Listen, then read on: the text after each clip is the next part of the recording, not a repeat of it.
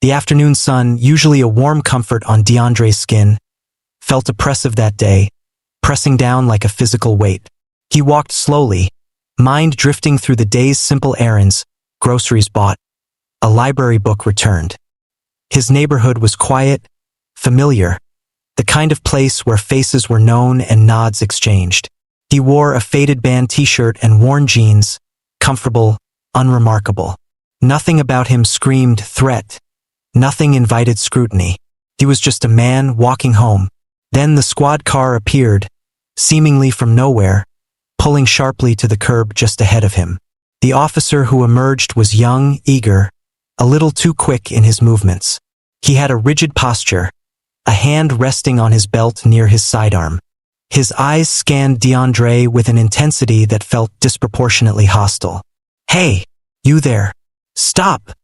the officer barked, his voice cutting through the quiet street. DeAndre froze. Confusion washed over him, quickly followed by a prickle of unease. He hadn't done anything wrong. He stopped, turning fully towards the officer, raising his empty hands slowly, palms visible. This was instinctual, an ingrained response to authority, a vestige from another life where compliance meant survival. "Sir?" DeAndre asked, his voice calm, level. He kept his hands open, slightly away from his body. His heart had started a dull, heavy thudding in his chest. The officer didn't answer immediately. He just stared, a strange, appraising look on his face that seemed to dismiss DeAndre before a single word was spoken. It was a look DeAndre had encountered before, the kind that saw not a person, but a category, a potential problem. "Identify yourself," the officer finally demanded, stepping closer. "DeAndre Williams, sir." "Just walking home," DeAndre replied, keeping his voice even. He felt the familiar tension coiling in his gut, the deep, learned caution that told him this situation was fragile, ready to break. "Where are you coming from?" the officer pressed, eyes flicking towards the library tote bag slung over DeAndre's shoulder. "The library. Just returned a book." "Anything illegal in that bag?" The officer's tone was sharp, accusatory. "No, sir. Just a book I checked out." DeAndre felt a wave of fatigue wash over him. This felt so unnecessary, so performative. He decided to try a different tack, one that might lend him some credibility, some context beyond the immediate, baseless suspicion he felt radiating from the officer. "Sir," DeAndre began, lowering his hands just slightly, careful not to make any sudden moves. "I'm a veteran. I served in the army." He hoped this would ease the tension, offer a point of connection, show that he understood discipline and respect for authority. He thought it might change the officer's perspective, turn the interaction from adversarial to something cooperative.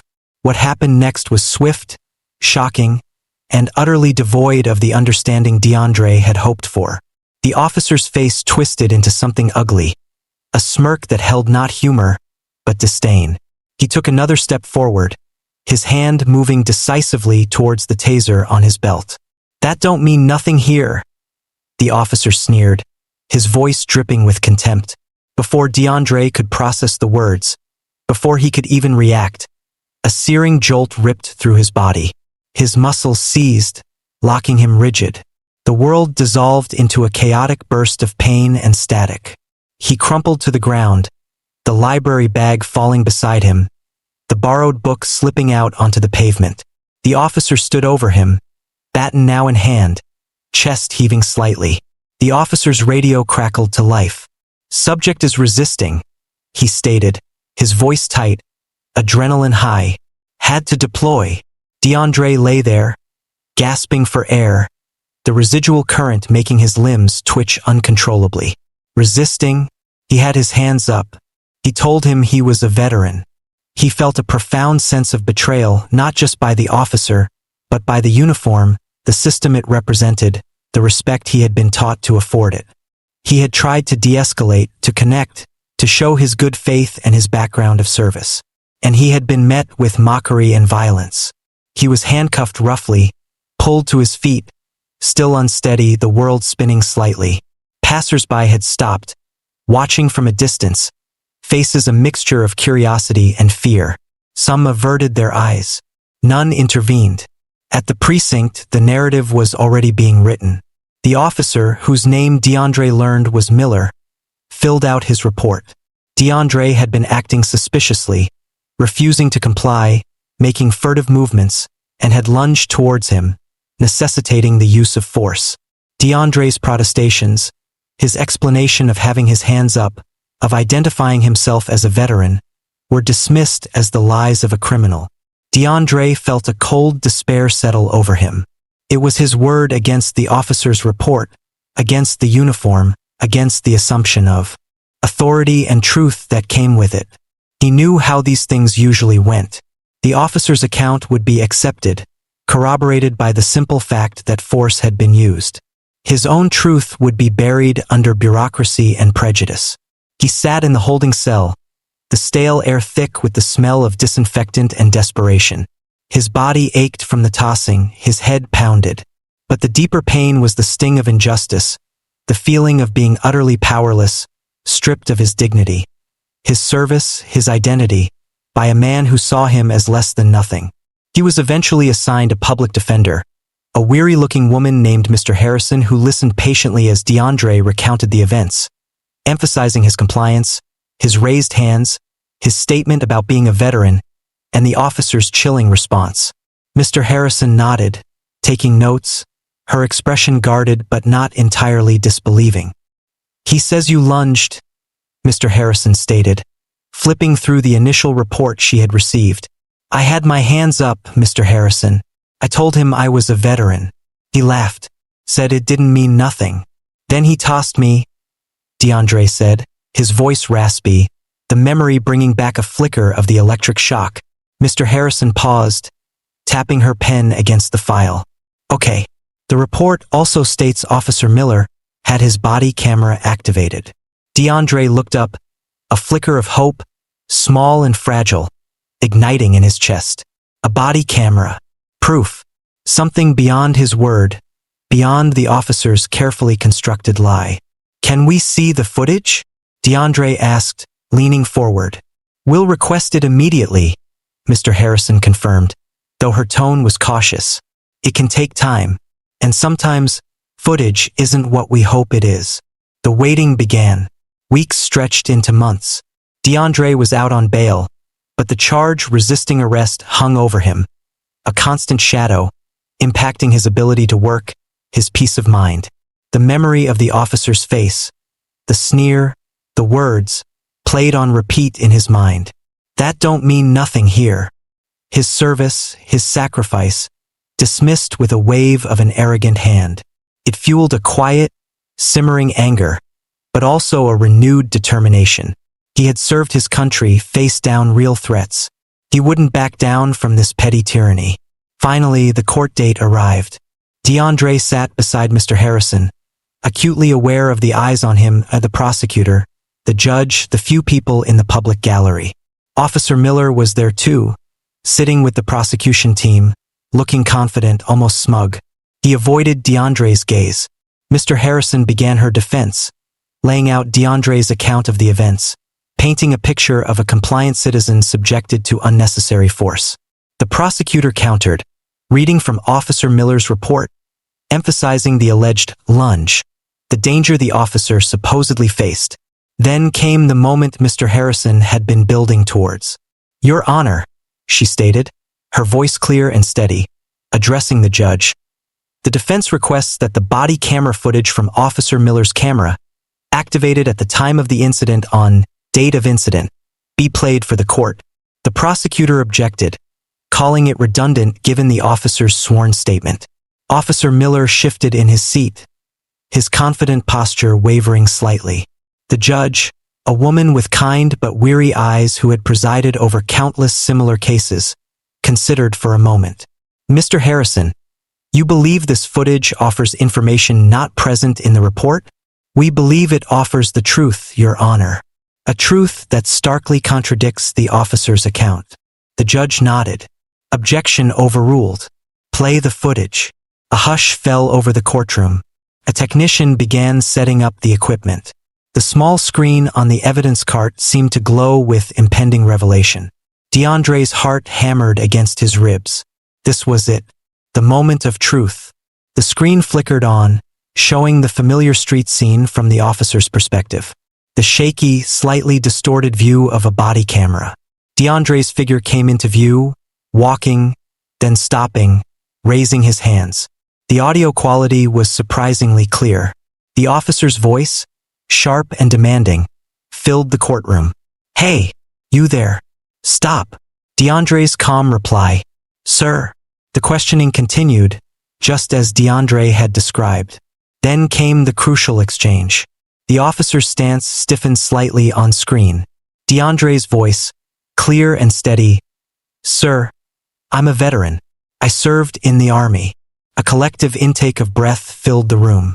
And then, Officer Miller's voice, unmistakable, laced with venomous contempt, followed by a short, sharp, chilling laugh.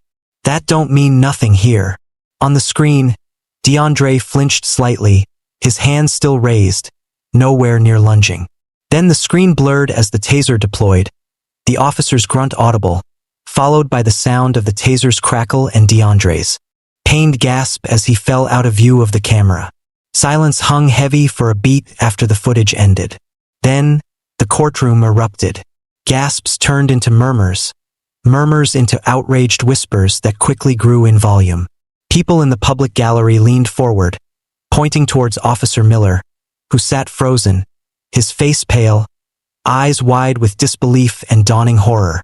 His smugness was gone, replaced by naked fear. The judge banged her gavel, trying to restore order. "Order! Order in the court!" Mr. Harrison stood calmly, her gaze fixed on Officer Miller. She didn't need to say anything else. The footage spoke for itself. It was irrefutable. DeAndre, the man accused of resisting, had been compliant, had identified himself with a marker of respect and service, and had been mocked and assaulted for it by the very person meant to uphold the law. The officer's report was exposed as a blatant lie, a desperate attempt to cover up an act of unwarranted aggression and profound disrespect. Officer Miller's legal representation immediately huddled with him, speaking in urgent, hushed tones. The prosecution team looked visibly shaken, distancing themselves physically from the disgraced officer. DeAndre sat beside Mr. Harrison, his shoulders slumping slightly, not in defeat, but in the sudden, overwhelming release of tension. He hadn't lunged. He wasn't a criminal. The truth was out. The cold despair that had been his constant companion for months began to recede, replaced by a fragile, budding sense of vindication. He looked across the room at Officer Miller, their eyes meeting for a brief, charged moment. There was no smugness now, only the raw, exposed vulnerability of a bully caught in the act. The judge called a recess. Officer Miller was immediately taken aside by his superiors who were present in the courtroom. The word spread like wildfire through the courthouse hallways. Later that day, the local news channels picked up the story. The soundbite of Officer Miller's contemptuous words and chilling laugh became a national sensation. The bodycam footage, once a mere piece of evidence, became a symbol of injustice, a stark illustration of the potential for abuse of power, especially when coupled with prejudice. Veterans groups expressed outrage. Civil liberties advocates spoke out. The public reaction was swift and overwhelmingly on DeAndre's side. His face, previously anonymous, was now on every screen, his story a headline. Before sunrise the next morning, Officer Miller was terminated from the police force. An internal investigation was launched, followed swiftly by a criminal investigation into his conduct. The charges against DeAndre were immediately dropped. He was free. The immediate aftermath was a whirlwind. DeAndre received apologies from the police department, formal and stiff. He was offered counseling, resources. People reached out, strangers expressing support, gratitude for his service, and condemnation for the officer's actions. Mr. Harrison became a champion for him, navigating the complexities of potential civil action, ensuring his name was fully cleared. Walking his neighborhood felt different now. The subtle unease was gone. People who had averted their eyes before now smiled, nodded with respect. Some even stopped to offer a few words of support. He wasn't just a man walking home anymore. He was DeAndre Williams, the veteran who stood up to injustice, whose quiet dignity in the face of contempt exposed a rotten core. The incident became a catalyst for change in the city. Discussions about police training, de-escalation techniques, and accountability became urgent priorities. The police chief announced mandatory bias training and a stricter review process for bodycam footage in use-of-force incidents. The story of Officer Miller's contemptuous words and the subsequent fallout served as a stark reminder of the power of disrespect and the necessity of oversight. DeAndre, initially overwhelmed by the sudden attention, found his voice. He started speaking cautiously at first, then with growing confidence about his experiences, about the importance of treating everyone with respect, about the value of service in uniform or out of it. He didn't seek fame or fortune, only to ensure that what happened to him might help prevent it from happening to someone else. He carried the scars of the tossing, a physical reminder, but the emotional wound of the officer's disdain had begun to heal, replaced by the quiet strength of knowing his truth had prevailed.